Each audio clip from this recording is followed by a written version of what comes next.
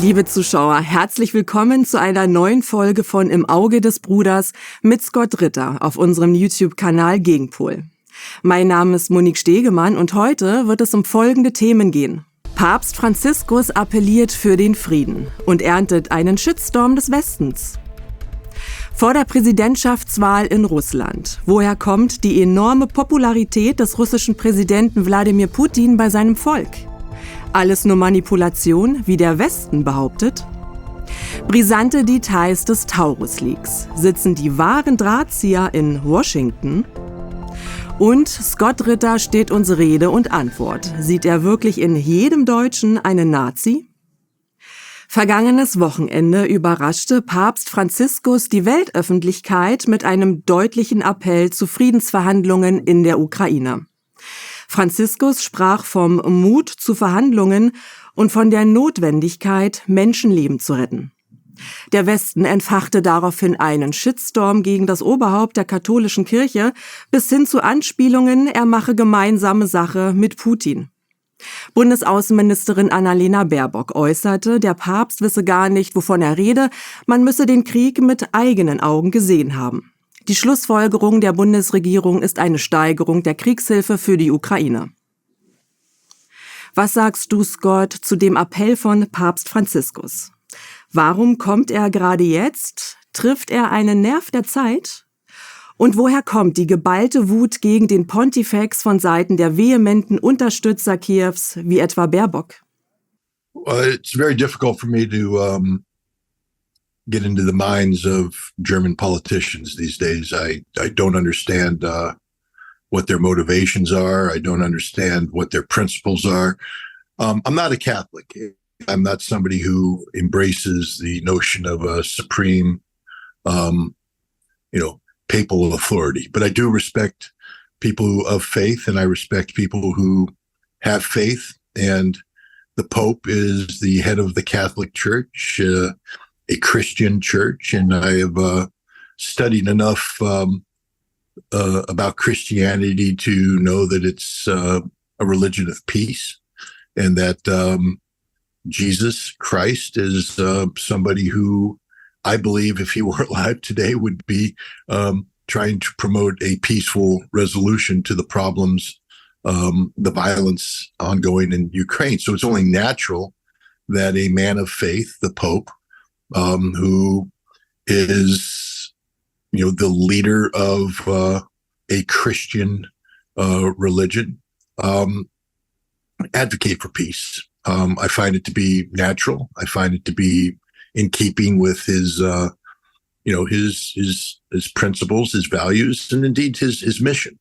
He is, after all, the head of a, major Christian religion, the Catholic Church. So, and the last time I checked, Germany was, a nation that had a number of Catholics in it, a number of Christians. There's parties, the Christian Democrat. I mean, it's a nation that's shrouded itself with, the title of Christianity. And one would hope that if you're going to call yourself Christian, that you would at least embrace, espouse the beliefs of Christianity. And yet, Germany is behaving as a nation that appears to have forgotten what Christ was teaching. Again, I don't want to get too religious because I'm not religious, but the question deals with religion, and many of these German politicians who are condemning the Pope claim to be Christian. What would Jesus do? That would be the question I would ask them. What would Jesus do? Send more weapons? Double down on stupid? Encourage more death and destruction? No, that's not what Jesus would do. So I just find the Germans to be the political class, at least, to have totally lost foundation with anything that remotely would allow them to call themselves Christian and indeed human. Papst Franziskus sprach explizit davon, Vermittler von außerhalb einzuschalten. Siehst du den Papst selbst in einer Rolle als möglicher Vermittler für Friedensverhandlungen zwischen der Ukraine und Russland? Oder kannst du dir ein anderes Land in dieser Rolle vorstellen? Etwa eine Nation der BRICS, wie etwa China oder Südafrika? There's two, I guess, important aspects to that question. One is, are the conditions conducive currently for mediation? And then two, if so, who would be, or what would be a good mediator? I don't believe right now the conditions are conducive to mediation. The Ukrainian government is totally detached from reality when it comes to what it expects from a negotiation. And to be honest, the Russians just aren't in any mood to negotiate right now. They've sacrificed too much to get to where they're at right now. And a negotiation for them would be throwing away all that they've done to prepare themselves to get to this position of being on the cusp of victory. I do believe that it's important for people to encourage the Ukrainians to become more realistic, and frankly speaking, to encourage the Russians to never forget their humanity. Sometimes when you are pushing towards victory and you sense victory, you sometimes allow the scent of blood, so to speak, to get in the way of what you're fighting for. And the Russians have always been fighting for, doing the right thing by the people of Russia. And, the Russian nation, as defined by Vladimir Putin, goes beyond simply the borders of the Russian Federation. It includes people of similar language, history, culture, religion, etc. And the Ukrainian people fall into this category. And so I do believe the Pope, and I do believe that others can play a role in reminding Russia not to forget who they are, not to forget, what this war is really about. It's not about conquering Ukraine. It's about defeating an evil ideology, but it's also about defending people, Russians and Ukrainians alike. And so I think there's a valuable role for people and entities of conscious, morally grounded people like the Pope to continue to speak out, and again, not just try to get Ukraine and its supporters to recognize reality and to stop insisting on things that just aren't going to happen, but also to remind Russia about who they are, what they claim to be fighting for, and encourage them never to lose sight of that. Am kommenden Wochenende stehen in Russland die Präsidentschaftswahlen an. Traut man den aktuellen Umfragen, könnte Wladimir Putin mit bis zu 80% der Stimmen die Wahl gewinnen. Schon bei der letzten Wahl im Jahr 2018 hatte Putin über 76% der Stimmen erhalten. Ein solches Wahlergebnis zum jetzigen Zeitpunkt wäre auch ein deutliches Votum der Zustimmung der Bevölkerung zur Politik der russischen Regierung, einschließlich des militärischen Vorgehens in der Ukraine. Scott, du warst Anfang des Jahres für mehrere Wochen in Russland.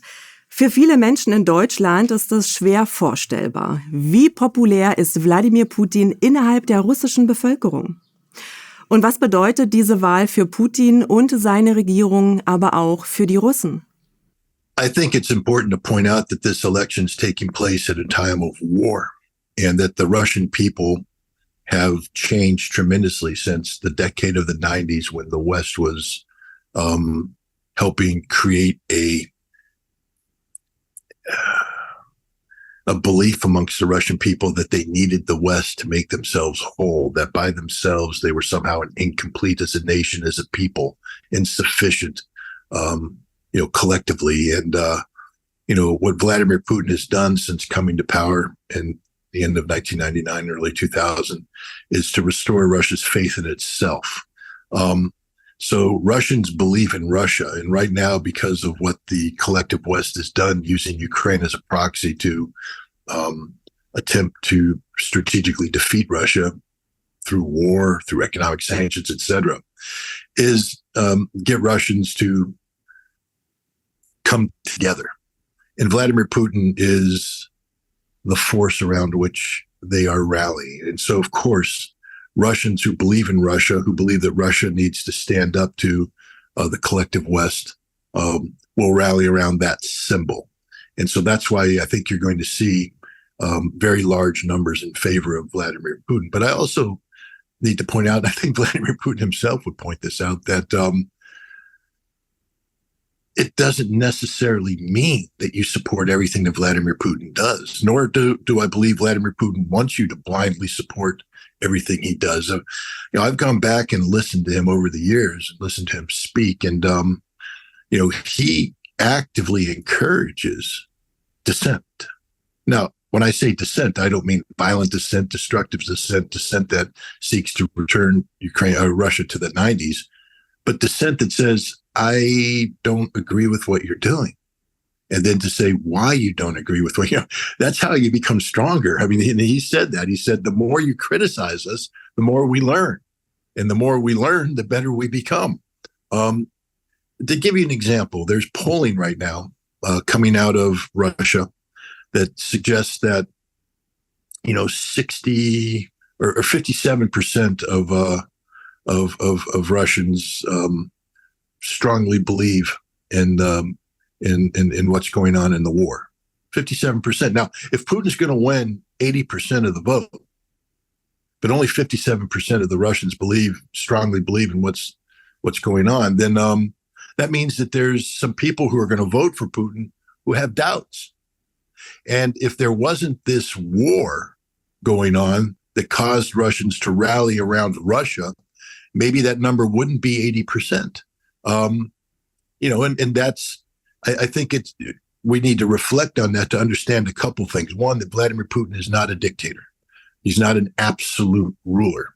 That left to its own devices, Russia is a nation that has diverse opinions, and these diverse opinions can manifest themselves politically, sometimes in opposition to Vladimir Putin. And this is a healthy thing. And Vladimir Putin would say, I believe, this is a healthy thing. So we need to not be confused by what's going on right now. Right now, what's happening is that Russia is rallying around Russia. Russia is rallying around Russia in a time of war. And the leader of Russia is going to become the symbol of Russia, and Russia is going to vote for Russia. That's what this election is about. Hopefully someday in the future, this conflict will end and Russia will get back to the business of, picking not a symbol of Russia, but a political leader of Russia. And I think you'll see that the numbers will become more realistic, because Russia is a nation that, while the Russians love Russia, it doesn't necessarily mean that they all agree on, which politician is best for Russia. Putin is a very popular politician. He's proven that time and time and time again, but he's not 80% popular under normal circumstances. Right now is not a normal circumstance. This isn't a vote for Putin. This is a vote for Russia. In den deutschen Medien steht schon vor dem eigentlichen Wahlergebnis fest, egal wie dieses wohl ausfällt, dass die Wahl in Russland manipuliert worden sei. Zudem wird hierzulande gerne kolportiert, dass es starke Opposition in Russland gebe, die allerdings gewaltsam unterdrückt werde. Ohne seinen Unterdrückungsapparat könnte sich Putin gar nicht mehr an der Macht halten. Zudem gibt es alle Wochen lang Berichte über Putins angebliche Todesnähe, seine unheilbaren Krankheiten. Andererseits wird kräftig über sein Liebesleben und angebliche Affären spekuliert. Aber bleiben wir beim Thema Präsidentschaftswahl. Dazu haben wir 2 Fragen. Erstens, wie schätzt du das russische Wahlsystem ein? Lässt es sich leicht manipulieren? Zweitens, woher kommt die Hybris des Westens, dass missliebige Wahlergebnisse, egal in welchem Land, ob nun Russland, China, Iran, Venezuela, Türkei oder Ungarn, stets als manipuliert dargestellt werden? Durchaus zweifelhafte Wahlausgänge wie etwa in den USA oder Frankreich oder sogar offene Fehler bei Wahlen wie bei der Bundestagswahl hier in Berlin dennoch als lupenreines Funktionieren der Demokratie dargestellt werden. Well, I mean, your question itself underscores the lack of seriousness of those who criticize Russia. Again, let's just be straight up honest. Political parties or political entities that are in power will use the the means afforded to them by being in power to position themselves in the best possible way to win a re-election. It happens in the United States. It happens in Germany. It happens in Russia. To pretend that Vladimir Putin doesn't take advantage of being president to portray himself as the best possible candidate is ludicrous. What kind of leader would do that? If you're a politician and you're telling your constituents that you believe that you continue to be the best person to for them to put their faith in, you need to put yourself in the best possible light. You do that by taking advantage of the fact that you get to run around and say, I'm president. I get to sign bills. I get to pass legislation. I get to allocate resources. And hopefully you're doing it for the betterment of the people. But in doing so, if it truly is for the betterment of the people, you make yourself look better. So no matter what, under any circumstance, it's going to be difficult to run against an incumbent. It always is difficult to run against an incumbent, whether you're in Germany, the United States, et cetera. That's just the nature of democracy. That's the reality of politics. So for people to sit there and say, just because Vladimir Putin is president automatically corrupts the democratic processes in Russia is fundamentally flawed. There is a major opposition party today in Russia. It's called the Communist Party. They've been around for a long time. Now, here's the difference, though, in an opposition party in Russia. The opposition parties love Russia. They may disagree with Putin, but they love Russia, so they're not going to do anything to destroy Russia. Sometimes you see political opposition unable to differentiate between a politician, the government, and the nation. And so when they go against a politician, in order to get the politician, they feel that they have to undermine the authority of the government and therefore weaken the nation. This was the approach of, for instance, Alexei Navalny. This was the approach of Boris Nemtsov. This is the approach of every Western-backed political opposition in Russia, because it's not a political opposition. It is a mechanism of destruction. It is a poison pill injected into Russia by the United States, by Great Britain, by the West, designed to destroy Russia from within. And yet in the West, we call that a political opposition. And then we get upset when Russia says we choose not to consume and digest that poisonous pill. We choose to expel it from the system. We say, well, that's not very democratic of you, is it? So the West needs to understand there's a difference between legitimate political opposition, which exists in Russia today. And again, I would point out that if it weren't for this war, the legitimate political opposition would be stronger. I think Putin would probably still win the election, but I think the numbers that he would have would be closer to 57% as opposed to 80%. So, you need to understand what's going on in Russia to understand these numbers.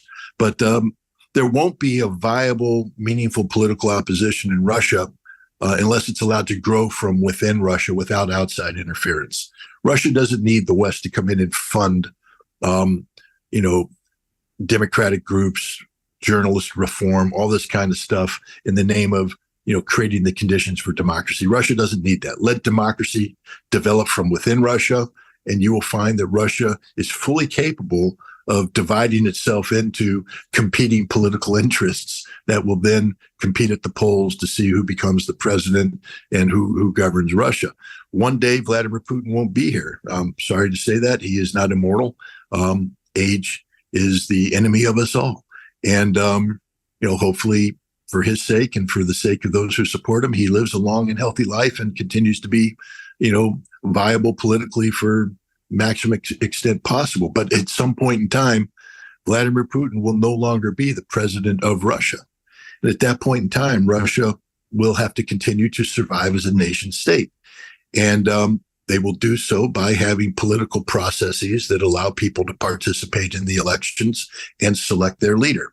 That's just the way Russia works, and the West needs to respect that. The West has its own problems. You alluded to them as well.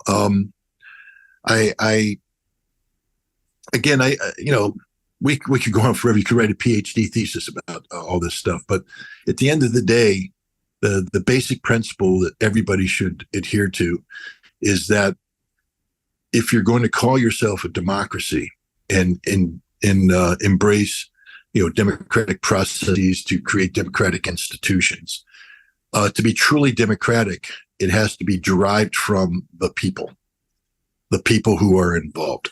So America can't tell Germany how to run its democracy. Only Germany can make that decision. Will there be mistakes? Yes. And Germany's required to fix that. No one can tell America how to run our democracy.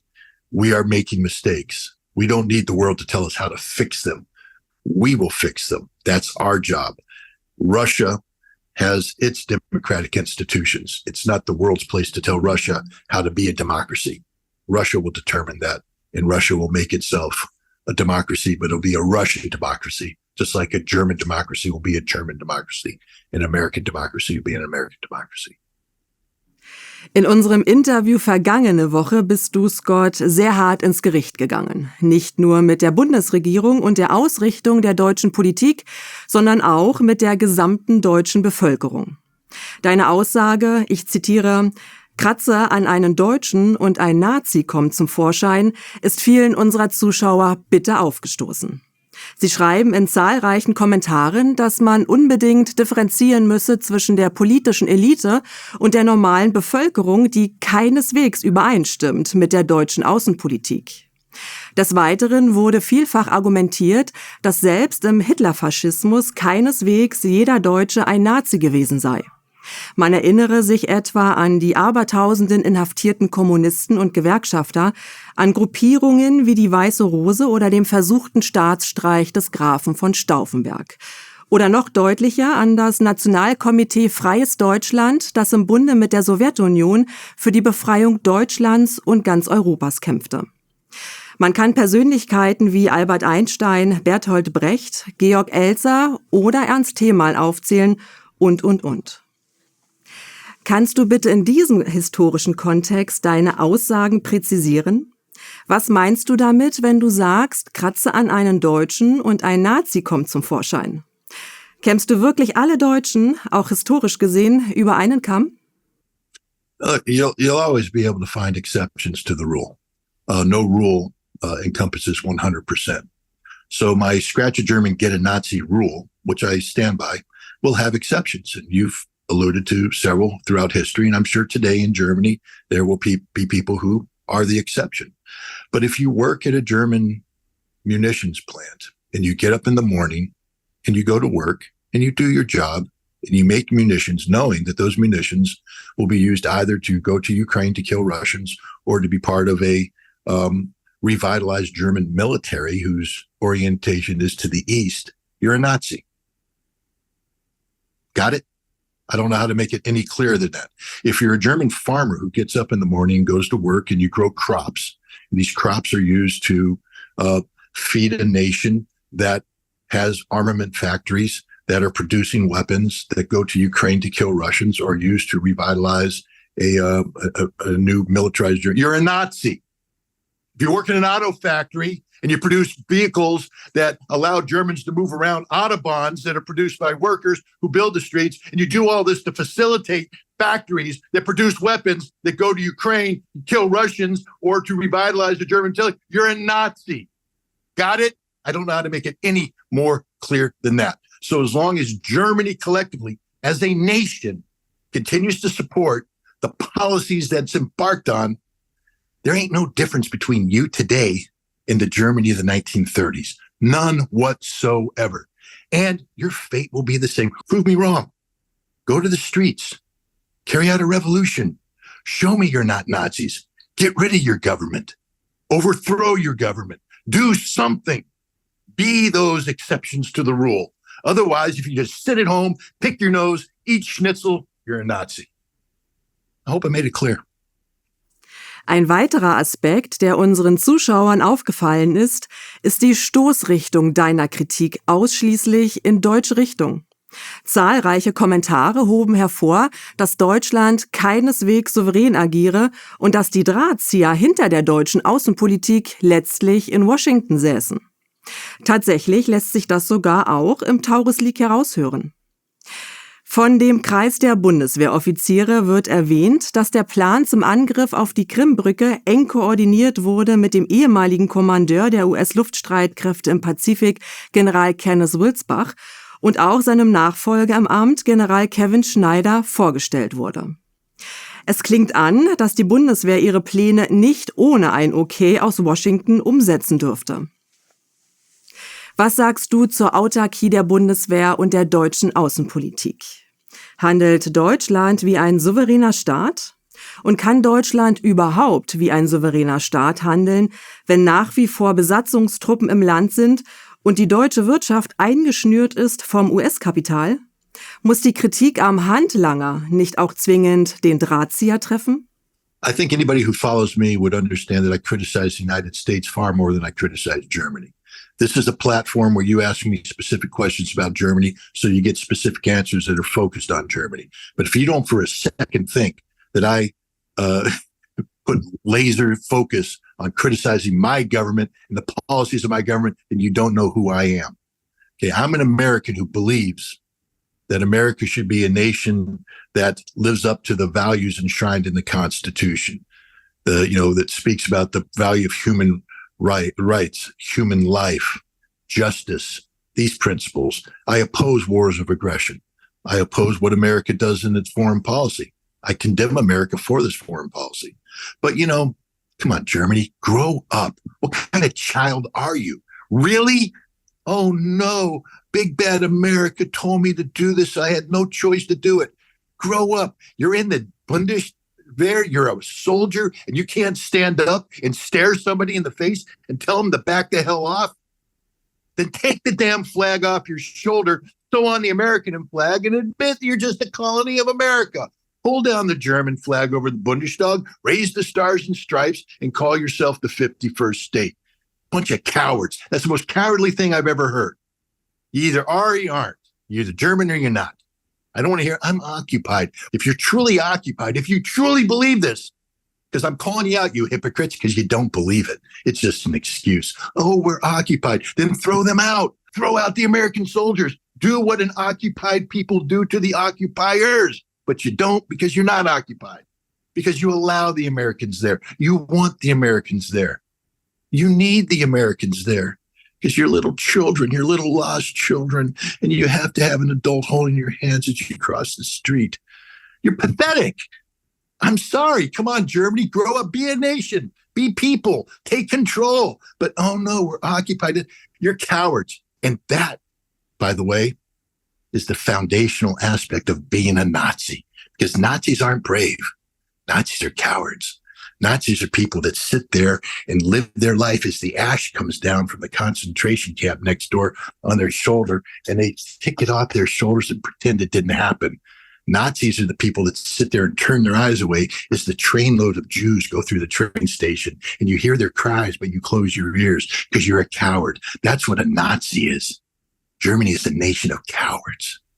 Germany is a nation of Nazis. Sorry about that, guys. If you don't like it, do something different. But don't sit here and cry to me. Grow up.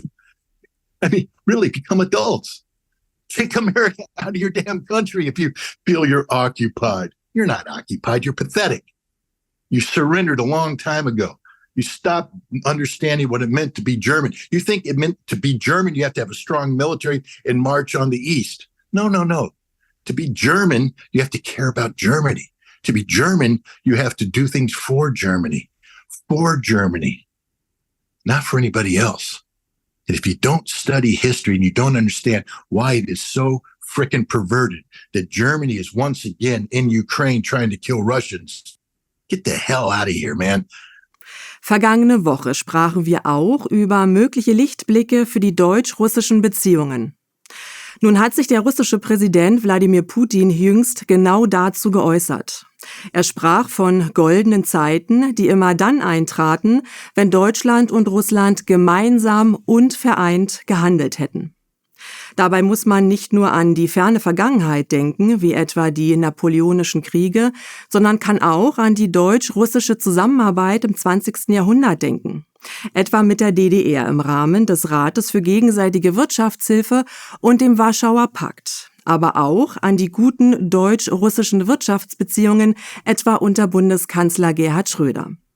Speziell am Beispiel der DDR zeigt sich noch ein weiterer Aspekt, nämlich, dass die deutsche Außenpolitik durchaus in Richtung Frieden und Völkerverständigung zielen konnte. Scott hat Wladimir Putin mit seinen Worten ein Angebot gemacht an das deutsche Volk, die Beziehungen zu Russland wieder zu intensivieren und auf freundschaftliche Bahnen zu bringen. Und welche Perspektiven siehst du für eine zukünftige deutsche Geopolitik in Richtung Frieden, Völkerverständigung und Multipolarität? Well, the first thing is I'd be careful about going too far back in history, especially when there was an East Germany and a West Germany. Germany was occupied at that time. It was a byproduct of an unfinished process at the end of the Second World War that never brought about a peace treaty. So we need to talk about Germany in the post-unification stage. And there we do see that Germany did have constructive relations with Russia. But Germany, allowed itself to be subsumed into NATO, to be controlled by the United States, and to become part of this march to the east. The Germany got addicted to whatever drug NATO is, and the European Union, they got addicted into being the economic engine of the European Union, and the European Union is an extension of the political ambitions of the military alliance that is NATO, which is nothing other than an extension of American foreign and national security objectives. Germany became a tool of the United States. That's what happened. But there is potential because Germany is a nation of tremendous industrial capacity. And if they focus this capacity for good, you became the economic engine of Europe. Germany should be a leader of Europe, but you can't be a leader when you're a follower. Do you understand what I'm saying, Germany? As long as you're a follower of the United States, you can't be a leader of anything because you're little more than a proxy acting on behalf of the United States. But Germany has this tremendous industrial capacity. And with that industrial capacity comes the ability for economic power. And economic power is not necessarily a bad thing if it's done for the right reason. To bring stability to Europe is a good use of German economic power. But stability done through economic interaction, not military occupation. Germany is the last nation in the world that should be producing tanks, armored fighting vehicles, or jet fighters. There's no reason for Germany to produce any of that. Are you defending yourself from America? If you are, how come you haven't bombed the American bases on your soil yet? Because you're not. Is Russia a threat worthy of this multi-billion dollar, hundreds of billion dollars investment? No, Russia doesn't pose any threats to you. And yet that anytime Germany gets a viable industrial base, it militarizes. It doesn't need to be the arsenal of anybody. It should be the nation that produces the goods that make society better on a global basis. But if Germany can't make that happen and it chooses to militarize its industry, then it probably doesn't deserve to have that industrial base, because history shows what happens when you give Germans weapons. They then put on uniforms and then they start marching east and west and south, and they think they have to take over the world. So if Germany has this very strong potential, and it should use it for good, not to industrialize, militarize.